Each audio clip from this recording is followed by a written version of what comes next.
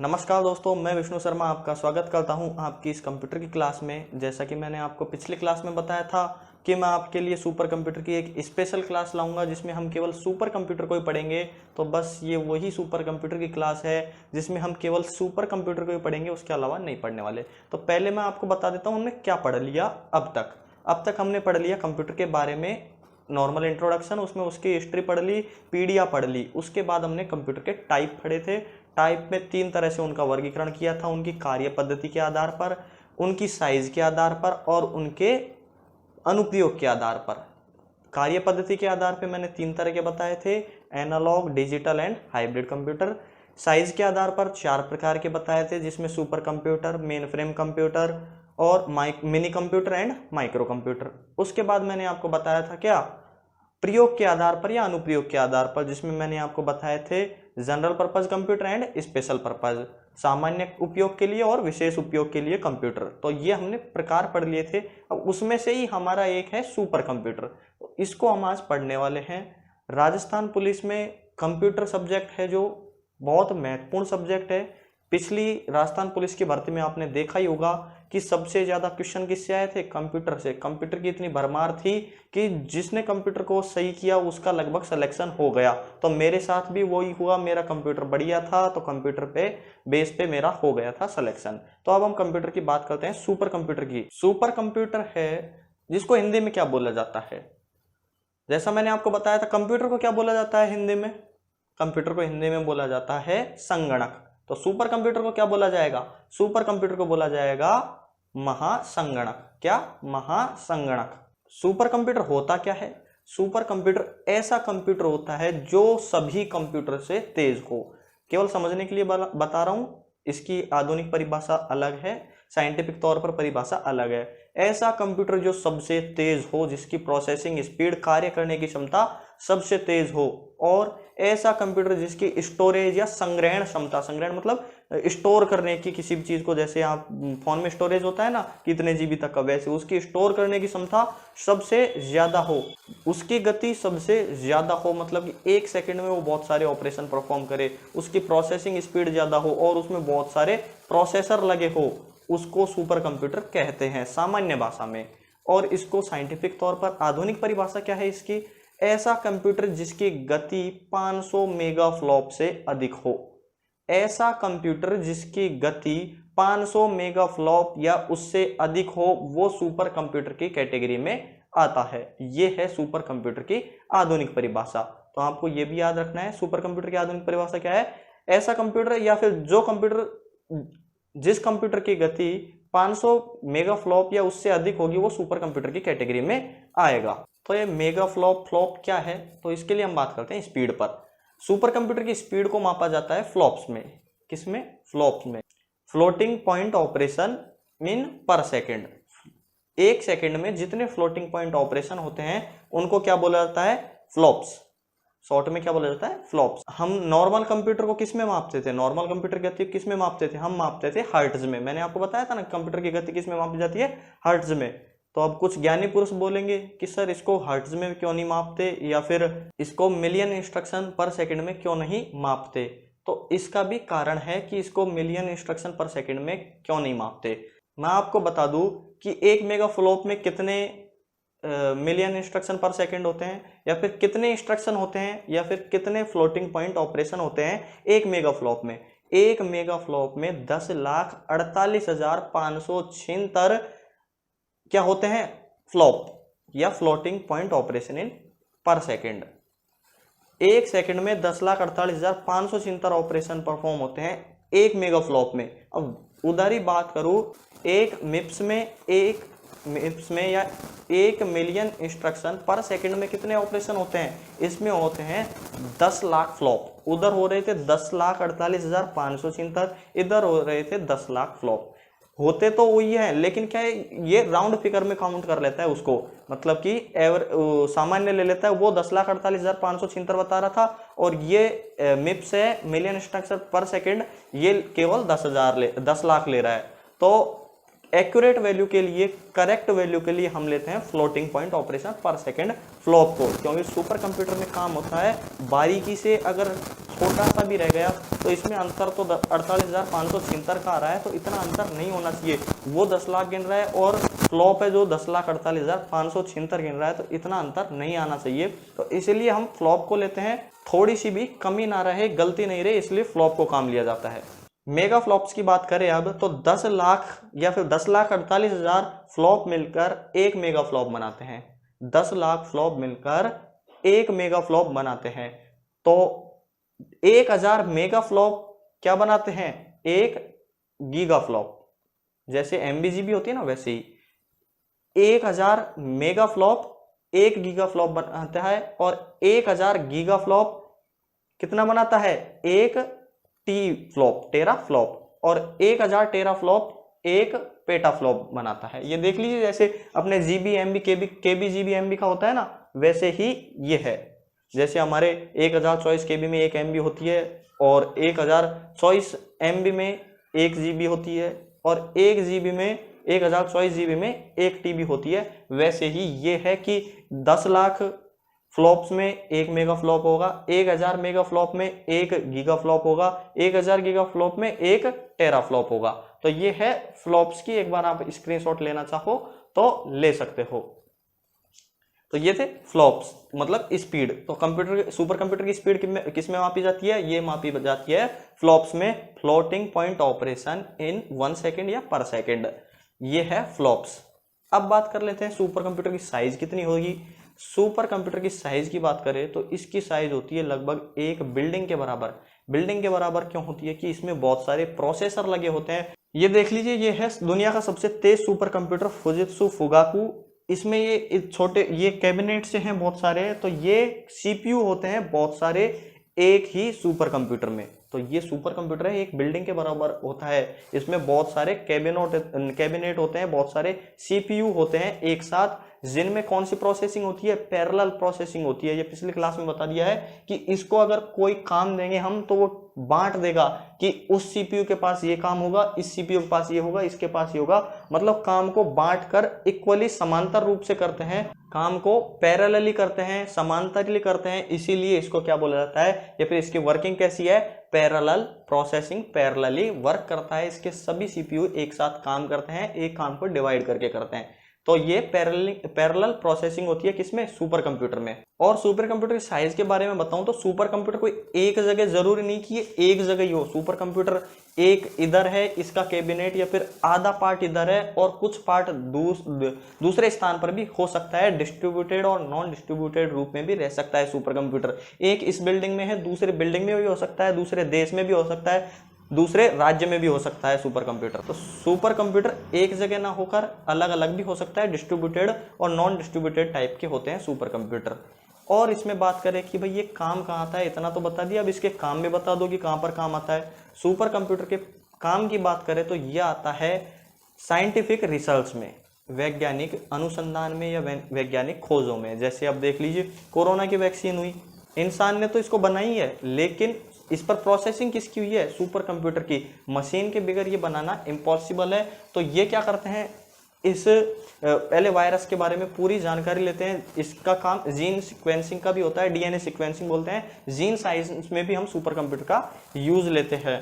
तो super computer कहाँ का प्रयोग होता है? साइंटिफिक रिसर्च में, एटॉमिक या न्यूक्लियर साइंस में, और कहाँ होता है? महत्वपूर्ण खोजों में। और कहाँ पर काम आता है? ये काम आता है अंतरिक्ष विज्ञान में और मौसम विज्ञान में। मौसम के भविष्यवाणी के लिए क्या काम आता है? सुपर कंप्यूटर क्या है? ये एनालाइज कर लेता है हवाओं की गति वगैरह सबको, उसके अकॉर्डिंग ये प्रिडिक्शन, भविष्यवाणी करता है कि अगले कुछ घंटों में क्या होगा, अगले दिन में क्या होगा, ये हवाएं इतनी गति से चलेंगी। तो ये सुपर कंप्यूटर के वर्क होते हैं। क्या क्या ये देख लीजिए, ये सब वर्क हैं इसके सुपर कंप्यूटर के साइंटिफिक रिसर्च, मौसम विज्ञान, न्यूक्लियर साइंस। न्यूक्लियर साइंस की वजह से ही तो हमको अमेरिका ने कंप्यूटर देने से मना कर दिया था कि आप इसका गलत इस्तेमाल करोगे, तो इसीलिए अमेरिका ने हमसे मना कर दिया था सुपर कंप्यूटर देने से। और फिर उसके बावजूद भी हमने अपना खुद का सुपर कंप्यूटर बनाया। वो कैसे बनाया उसके बारे में बात करेंगे अभी आगे। विश्व के संदर्भ में बात करें तो दुनिया का सबसे पहला सुपर कंप्यूटर कौन सा था? दुनिया का सबसे पहला सुपर कंप्यूटर था CDC 6600। कौन सा? CDC 6600 था, 1964 में आया था, अमेरिका ने बनाया था इसको CDC 66 को। CDC 66 एक सफल सुपर कंप्यूटर नहीं रहा, इतना सफल नहीं रहा। इसके बाद दूसरा सुपर कंप्यूटर आया क्रे फर्स्ट, उसको सफल माना जाता है। पहले इसकी CDC 6600 को पढ़ लेते हैं। CDC 6600 है जो कंट्रोल डाटा कंपनी द्वारा बनाया गया 1964 में। इसको बनाने वाले कौन थे? इसको बनाने वाले थे शिमोर क्रे। शिमोर क्रे जिन्होंने क्रे फर्स्ट बनाया था, उन्होंने ही CDC 6600 बनाया था, ये भी याद रखना। शिमोर क्रे CDC 6600 बनाया, इन्होंने CDC 6600 की डिजाइन तैयार की शिमोर क्रे ने। शिमोर क्रे की कुछ बातों की वजह से उन्होंने कंपनी छोड़ दी थी, CDC थी जो, वो कंपनी छोड़ दी और 1972 में उन्होंने अपनी कंपनी स्टार्ट कर ली, क्रे रिसर्च कंपनी। खुद के नाम पर ये कंपनी डाल ली अमेरिका में ही, क्रे रिसर्च कंपनी। और उस क्रे रिसर्च कंपनी ने ही 1976 में एक सुपर कंप्यूटर तैयार किया, उसका नाम था क्रे फर्स्ट। और क्रे फर्स्ट दुनिया का सबसे पहला सफल सुपर कंप्यूटर। तो दुनिया का पहला सफल सुपर कंप्यूटर कौन सा है? क्रे फर्स्ट, याद रखना है आपको। क्रे फर्स्ट पहला सफल सुपर कंप्यूटर। अगर पहला कंप्यूटर पूछे तो पहला कंप्यूटर था CDC, पहला सुपर कंप्यूटर पूछे तो CDC 6600 था। ठीक है, CDC 6600 भी क्रे ने बनाया था, शिमोर क्रे ने, और क्रे फर्स्ट है वो भी शिमोर क्रे ने बनाया था। याद रखना, अगर एग्जाम में आ जाए तो क्या है, इनमें कंफ्यूज होता है कि आपको ऑप्शन में दे दे कि CDC 6600 किसने बनाया था, तो उसमें क्रे भी नाम आएगा, तो आप सोचोगे यार क्रे ने नहीं बनाया होगा, क्रे ने तो क्रे फर्स्ट ही बनाया होगा। तो शिमोर क्रे ने ही CDC 6600 बनाया था। दोनों कंप्यूटर इनके हैं, दोनों प्रथम जो सुपर कंप्यूटर थे दोनों क्रे फर्स्ट ने ही बनाए हैं, अमेरिका के थे ये। अब हम बात कर लेते हैं भारत में सुपर कंप्यूटर की। भारत में कैसे सुपर कंप्यूटर का उद्भव स्टार्ट हुआ, कि कैसे आवश्यकता महसूस हुई कि हमको सुपर कंप्यूटर चाहिए। 1980 के दशक में भारत को सुपर कंप्यूटिंग की जरूरत पड़ी। भारत को आवश्यकता महसूस हुई सुपर कंप्यूटर की, किसके लिए? कि एक तो मौसम विज्ञान के लिए, मौसम की जानकारी के लिए।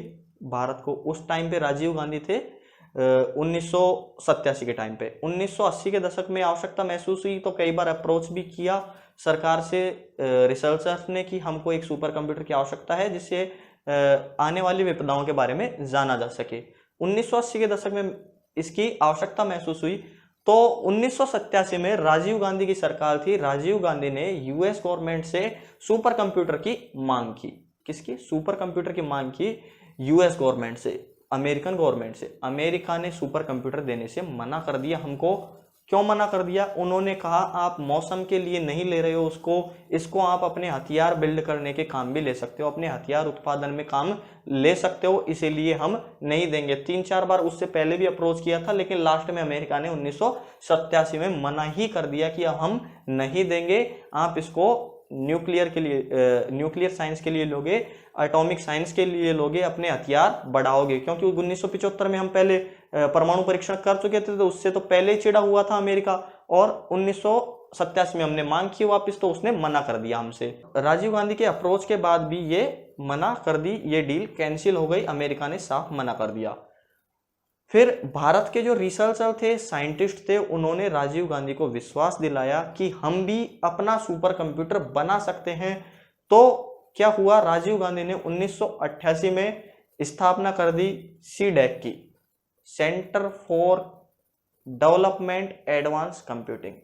Centre for development advance computing की 1988 में स्थापना कर दी। इस कंपनी की या संस्था की स्थापना की राजीव गांधी ने। तो इसका हेड किसको बनाया? इसका हेड बनाया इलेक्ट्रॉनिक विभाग के प्रमुख थे डॉक्टर विजय भटनागर। इलेक्ट्रॉनिक विभाग के, इलेक्ट्रॉनिक डिपार्टमेंट के हेड थे डॉक्टर विजय भटनागर। इनको बना दिया CDAC का हेड। 1988 में CDAC का हेड बना दिया। पहला हेड था कौन? अध्यक्ष कौन था? डॉक्टर विजय भटनागर।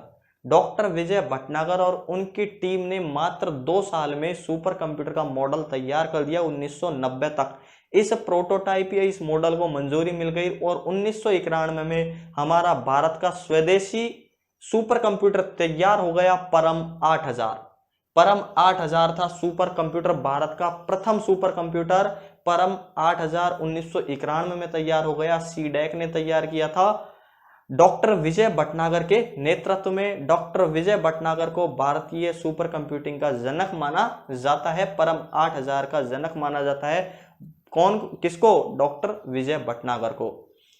जो कि परम 8000 है, इसमें परम का मतलब क्या था? परम एक संस्कृत शब्द है जिसका अर्थ होता है सर्वश्रेष्ठ या सबसे ऊपर, सबसे अच्छा। तो परम सबसे अच्छा ही था, क्योंकि इसको बनने के बाद भारत सुपर कंप्यूटर की लिस्ट में दूसरे नंबर पे आ गया था। किसमें? विश्व में दूसरे नंबर पर था परम 8000 के बनने के बाद। परम 8000 की स्पीड की बात करें तो इसकी स्पीड थी 1000 मेगाफ्लॉप। कितनी? 1000 मेगाफ्लॉप थी परम 8000 की स्पीड। इसमें 64 सीपीयू एक साथ काम करते थे, पैरेलली काम करते थे, 64 सीपीयू लगे हुए थे परम 8000 सुपर कंप्यूटर के परम 8000 सुपर कंप्यूटर के अंदर। ये तो था किसका? सीडैक का प्रथम अभियान था, प्रथम मिशन था जिसमें परम 8000 को विकसित किया गया। उसके बाद परम 8600 आया, फिर परम 9900 आया, फिर परम 10000 आया। ये 4 मिशन थे किसके? सीडैक के। उसके बाद सीडैक के अलावा भी अन्य कंपनियों, अन्य संस्थाओं ने, अन्य रिसर्च सेंटर्स ने किसका उत्पादन शुरू किया या किनका निर्माण शुरू किया? सुपर कंप्यूटर का निर्माण शुरू किया। सन 2000 के बाद अन्य संस्थाओं, अन्य कंपनियां या अन्य रिसर्च सेंटर को भी एक अथॉरिटी दे दी, अनुमति दे दी कि आप भी सुपर कंप्यूटर विकसित कर सकते हो, बना सकते हो। तो इस ओर में पेस सीरीज कौन बनाता है? पेस सीरीज बनाता है डीआरडीओ। कौन बनाता है? DRDO, defence research and development organisation, जिसका मुख्यालय दिल्ली में है। सुपर कंप्यूटर की पेस सीरीज के जो कंप्यूटर आते हैं, पेस सीरीज के जो सुपर कंप्यूटर आते हैं, वो बनाता है डीआरडीओ। और अनुपम सीरीज के सुपर कंप्यूटर कौन बनाता है? अनुपम सीरीज के सुपर कंप्यूटर बनाता है BARC, Bhabha atomic research centre. ये बनाता है अनुपम सीरीज के super computer. Bhabha atomic research centre का मुख्यालय कहाँ है? इसका मुख्यालय है मुंबई में। और फ्लैश ओवर सीरीज के सुपर कंप्यूटर कौन बनाता है? फ्लैश ओवर सुपर कंप्यूटर बनाता है national aeronautics lab, national aeronautics lab या लेबोरेटरी। ये बनाता है फ्लैश ओवर सीरीज के सुपर कंप्यूटर। कौन बनाता है? NAL, national aeronautic laboratory. इसका मुख्यालय है दिल्ली में। और भी बहुत कंपनियां बनाती है, जिसमें हमारे विप्रो बनाती है, विप्रो और अमेरिका एक साथ बनाती है। ये बनाती, इन्होंने एक मिशन पर काम कर रही है, सुपरनोवा नाम के सुपर कंप्यूटर के मिशन पर काम कर रही है। विप्रो और अमेरिका दोनों एक साथ काम कर रहे हैं। विप्रो भारत की कंपनी है, अजीज प्रेमजी वाली विप्रो, ठीक है। ये कर रहे हैं सुपरनोवा नाम के कंप्यूटिंग मिशन पर काम कर रहे हैं। और परम सीरीज के सुपर कंप्यूटर कौन बना रहा है? परम सीरीज के सुपर कंप्यूटर बना रहा है सीडैक।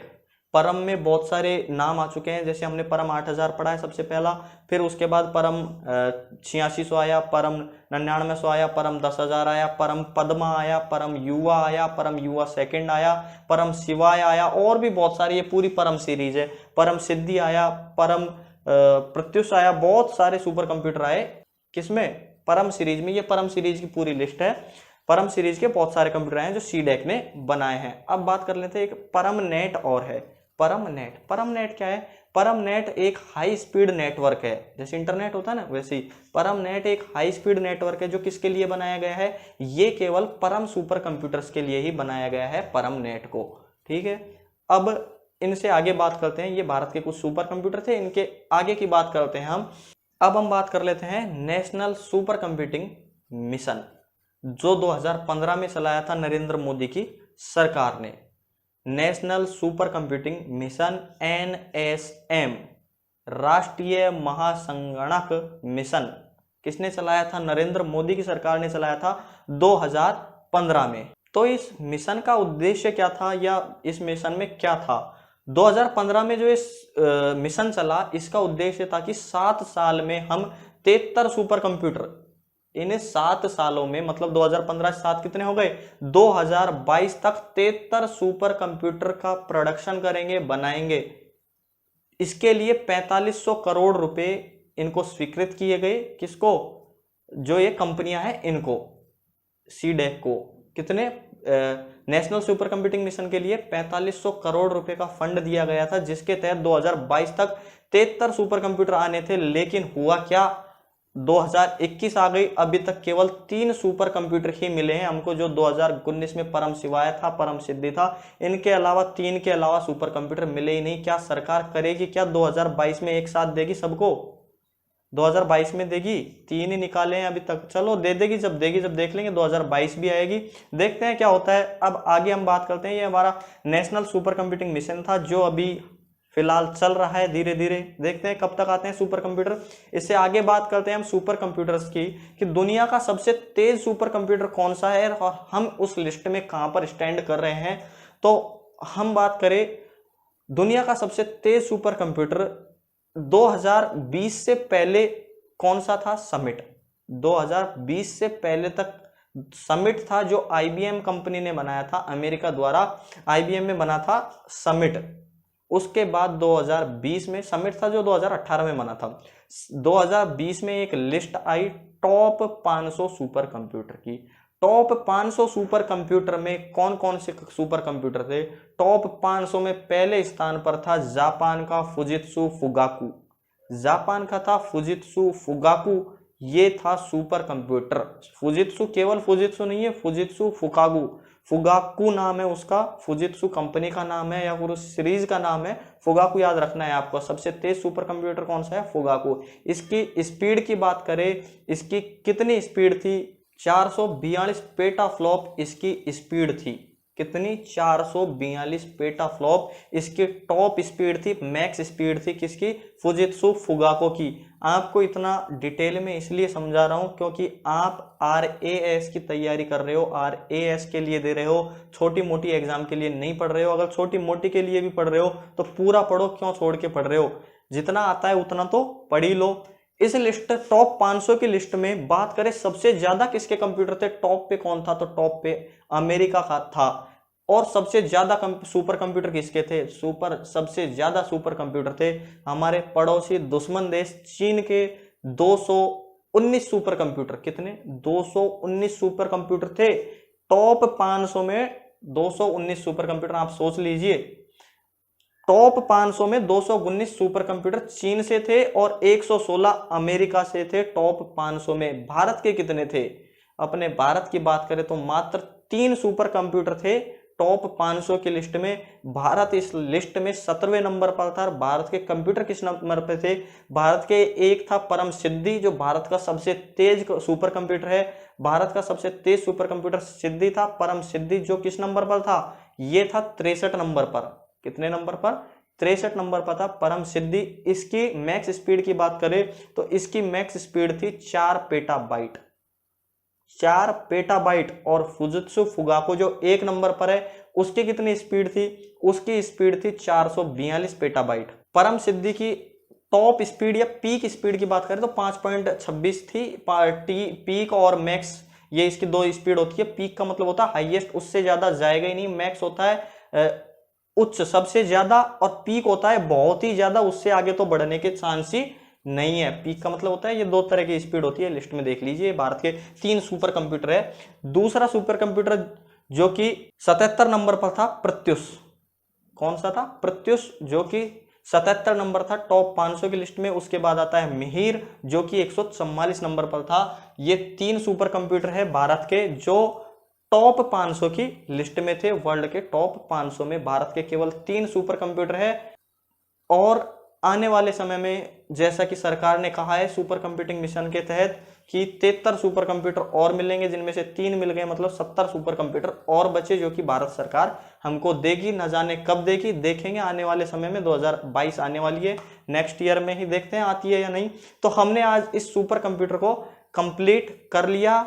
सुपर कंप्यूटर के बारे में जो नॉर्मल जानकारी थी वो मैंने आपको दे दी। पिछली क्लास से थोड़ी ज्यादा ही बताइए, क्योंकि मैंने आपको बताया था सुपर कंप्यूटर अपने आप में एक टॉपिक है। इसको आपको जितना मुझ पे आया उतना आपको समझा दिया। आप इसमें से कितना याद रखते हो ये आपकी जिम्मेदारी है। तो मैंने आज क्या क्या बताया? मैंने बताया सुपर कंप्यूटर के बारे में, उसकी स्पीड के बारे में, उसकी साइज के बारे में, क्या क्या काम आता है उसके बारे में, वर्ल्ड के प्रथम सुपर कंप्यूटर के बारे में, उसके बाद भारत में सुपर कंप्यूटिंग कैसे स्टार्ट हुई, कैसे डॉक्टर विजय भटनागर की टीम ने सुपर कंप्यूटर बनाया। अमेरिका के मना करने के बावजूद, अमेरिका ने हमसे सुपर कंप्यूटर देने से मना कर दिया था।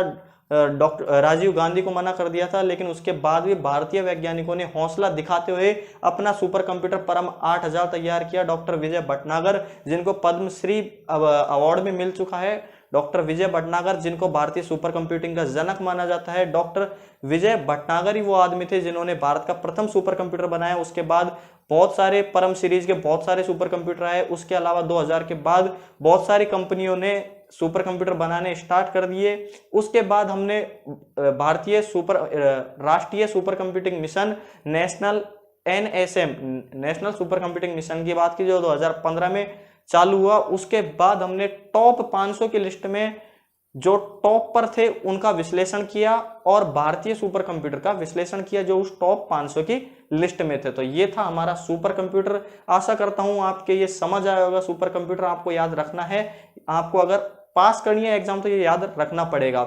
आशा करता हूं क्लास समझ आई होगी। अगर एंड तक क्लास को देख रहे हो तो लाइक का बटन जरूर दबाओ, कमेंट करो और ज्यादा से ज्यादा शेयर करो। अगर समझ नहीं आ रहा है तो कमेंट में डाल दो, मैं आपको समझाऊंगा। आप डालो तो सही, अगर हम नहीं समझाते तो वो हमारी कमी है। आप मत देखना चैनल, कोई दिक्कत नहीं है, आप एक बार डालो तो सही, कमी बताओ तो सही। हम मना थोड़ी कर रहे हैं। आपको नहीं आता हम बताएंगे, इजी शब्दों में आपको एक्सप्लेन किया जाएगा। आप एक बार कमेंट में डालो तो सही आपको रिप्लाई मिलता है या नहीं।